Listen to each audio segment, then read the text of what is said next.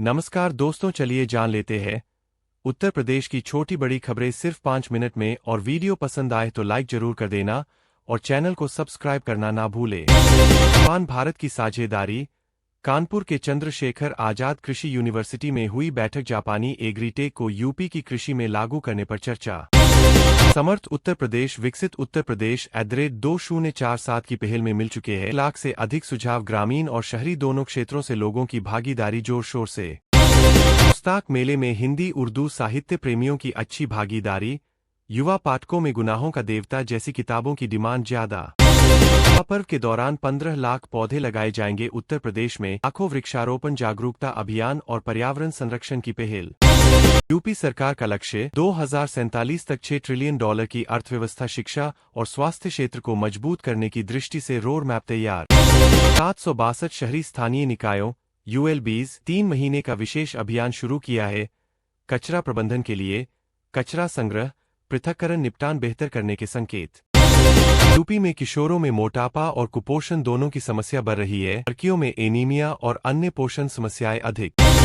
सेवा पर्व के दौरान पूरे राज्य में 15 लाख पौधे लगाए जाएंगे। साथ ही जंगलों चिड़ियाघरों में जागरूकता कार्यक्रम होंगे। मुख्यमंत्री ने राज्य सरकारी कॉलेज स्थापित करने का रोड मैप तैयार करने के निर्देश दिए। सरकारी क्षेत्र में शिक्षा अनुसंधान को बढ़ावा मिलेगा। जापान भारत साझेदारी। कानपुर की कृषि यूनिवर्सिटी में अग्री टेक्नोलॉजी को यूपी में लागू करने पर जोर। पानी तकनीक किसानों को सहायक होगी। प्रयागराज में लाखपति दीदियों की संख्या 1.15 लाख से अधिक। स्वयं सहायता समूहों के माध्यम से ग्रामीण महिलाओं को आत्मनिर्भर बनाने की योजना सफल। समर्थ उत्तर प्रदेश विकसित उत्तर प्रदेश @2047 योजना अंतर्गत अब तक 1 लाख से अधिक सुझाव जमा। शिक्षा कृषि स्वास्थ्य आदि क्षेत्रों से जनता शामिल। नोएडा एक होटल मालिक को 8 युवकों ने शराब पार्टी के दौरान शराब की बोतल से हमला कर गंभीर रूप से पीटा। आरोपी कार से भागे। केंद्र सरकार अक्टूबर से 2025-26 की फसल वर्ष के लिए 1,20,000 से अधिक अफीम लाइसेंस जारी करेगी। नोएडा होटल मालिक पर हमला। नोएडा में एक होटल मालिक पर हमला हुआ है। आरोप है कुछ युवकों ने शराब पार्टी के दौरान बोतल से हमला किया। के बाद पुलिस ने जांच शुरू कर दी है। आरोपियों की पहचान और गिरफ्तारियां हो रही है। इससे स्थानीय शांति व्यवस्था पर सवाल उठे हैं। अफीम लाइसेंस जारी करने की तैयारी। केंद्र सरकार अक्टूबर से नए फसल वर्ष 2025-26 के लिए लगभग 1,20,000 से अधिक अफीम लाइसेंस जारी करने वाली है। इसका मकसद किसानों को वैध तरीके से अफीम की खेती की अनुमति देना है, ताकि अवैध खेती पर नियंत्रण हो और सरकारी राजस्व में बढ़ोतरी हो। शिक्षा माफिया के खिलाफ ABVP की मांग। ABVP ने शिक्षा माफिया एजुकेशन माफिया के खिलाफ कार्रवाई की मांग की है। विशेषकर Shri Ramswaroop memorial university SRMU Barabanki मामले में, जहां छात्रों पर लाठीचार्ज हुआ। आरोप है कि विश्वविद्यालय में चलाए जा रहे कुछ पाठ्यक्रम मान्यता प्राप्त नहीं है और छात्रों को धोखे में रखा जा रहा है। ABVP ने चेतावनी दी है कि यदि 48 घंटे के अंदर कार्रवाई नहीं हुई तो प्रदेशव्यापी आंदोलन होगा। साथ ही बुलडोजर द्वारा अवैध निर्माणों को हटाने की मांग की गई है। राज्य सरकार का ठोस कदम। मान्यता जांच और प्रवेश प्रक्रिया की जांच। मुख्यमंत्री ने सभी विश्वविद्यालयों और कॉलेजों में मान्यता रिकॉग्निशन और प्रवेश एडमिशन्स की प्रक्रियाएं जांचने का आदेश दिया है। इसके लिए विशेष जांच टीमें बनाई जाएंगी और उन संस्थानों पर जिनके कोर्स बिना मान्यता के चल रहे होंगे सख्त कार्रवाई होगी। विश्वविद्यालयों को यह सुनिश्चित करना होगा कि उनके पाठ्यक्रम UGC AICTE bar council etcetera से अनुमोदित हों। यदि कोर्स गैरमान्य हों या अनियमितताएं पाई जाए तो छात्रों को फीस वापस करने और अन्य पेनल्टी की गुंजाइश हो सकती है। शिक्षा माफिया वर्सेस सरकार और ABVP ने CM के आदेश की सराहना की है और कहा है कि यह संकेत है कि सरकार शिक्षा माफिया को बख्शने वाली नहीं है। उन्होंने विशेष रूप से SRMU के खिलाफ FIR दर्ज कराई गई है। विश्वविद्यालय प्रशासन और पुलिस कार्रवाई की मांग की है। विवाद में यह बात भी सामने आई कि कुछ सरकारी जमीनों पर विश्वविद्यालय द्वारा अवैध कब्जे है और अदालत ने जमीन खाली कराने तथा जुर्माना लगाने का आदेश दिया है।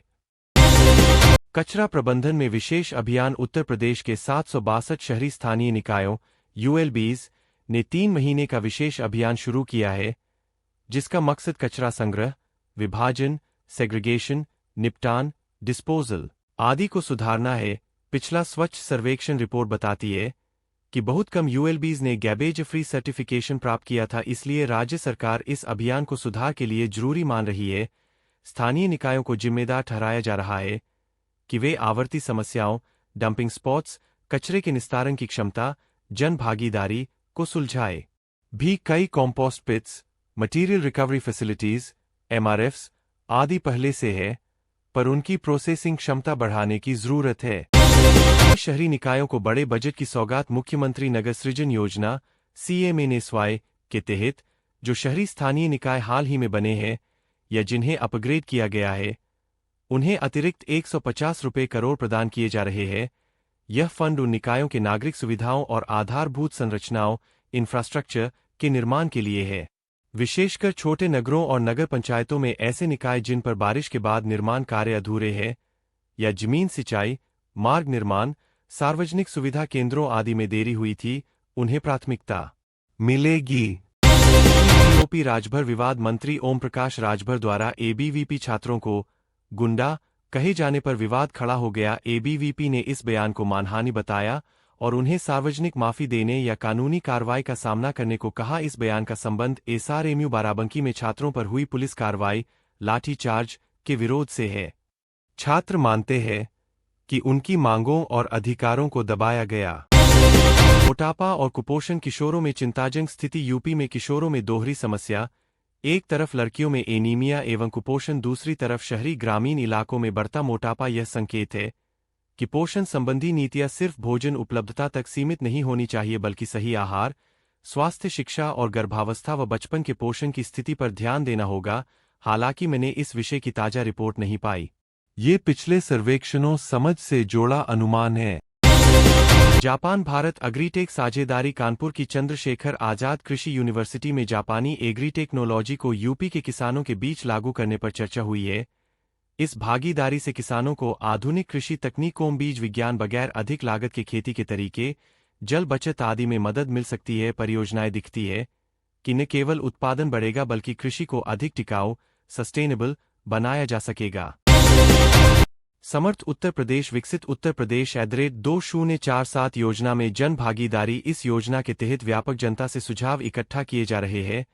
अभी तक 1 लाख से अधिक लोगों ने भाग लिया है।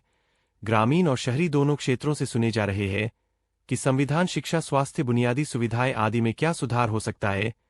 यह योजना एक दूरगामी दृष्टि, विजन है कि कैसे यूपी 2047 तक आर्थिक, सामाजिक और बुनियादी ढांचे, इंफ्रास्ट्रक्चर के मामले में विकसित राज्य बने। ऑपरेशन योजना, विकास लक्ष्यों और वितरण तंत्र, डिलीवरी मैकेनिज्म के लिए सुझाव व आलोचनाएं उपयोग में लाई जा रही है।